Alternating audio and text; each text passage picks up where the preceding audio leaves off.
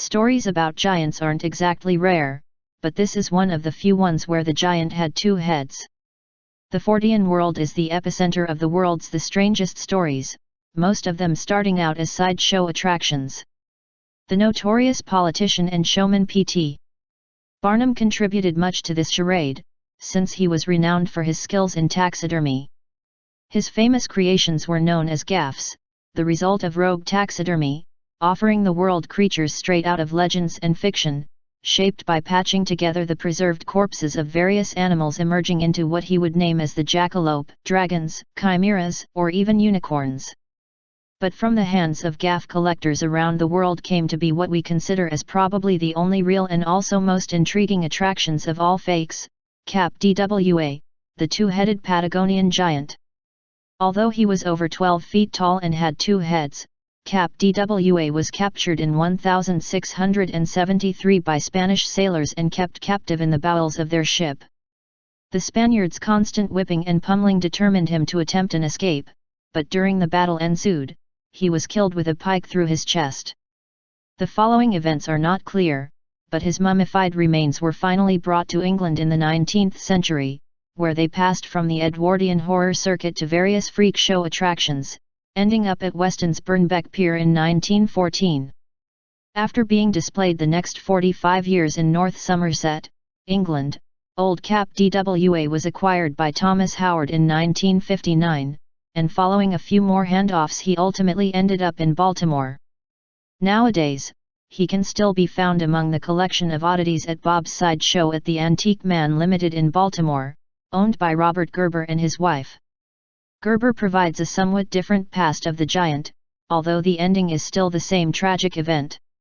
The corpse of the unique Homo giganticus was found on a beach, with a spear protruding from his chest, and nothing is certain about his assailant.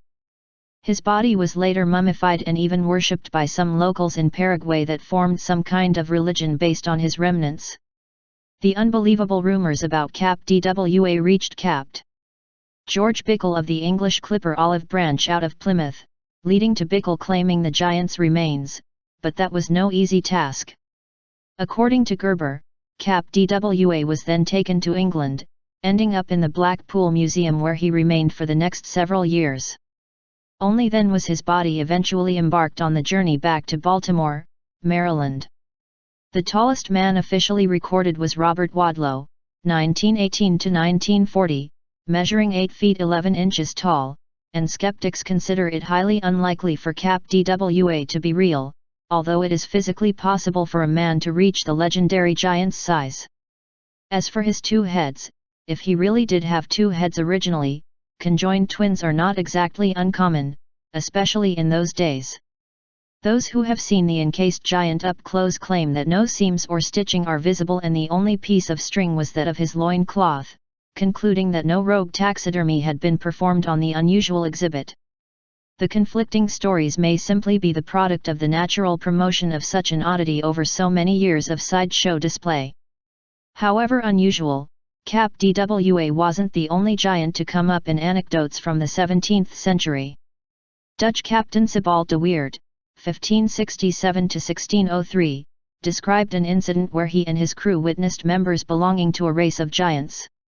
While passing through the Magellan Strait, de Weert saw 7 unusually large rowboats menacingly approaching their ships. The boats were allegedly manned by naked giants with reddish-brown skin and long, red hair. Their stance and demeanor were aggressive, determining de Weert to steer clear of them. There are also several documents from the same time period attesting the existence of giants. One such writing is the Codex Rios, also known as Codex Vatican A. This manuscript is the 16th century Italian translation of an older document written during the Spanish colonial era. The script features an intriguing full-page illustration of several Aztec warriors overcoming and executing a gigantic man. Annotations provide the giant's name Quinametzin, which translates to one of the old ones. This account and many others support the theory that the American continents were once home to an ancient race of red-haired giants. Legend has it that the giants came from a distant island by crossing the ocean on rafts when a cataclysm destroyed their homeland.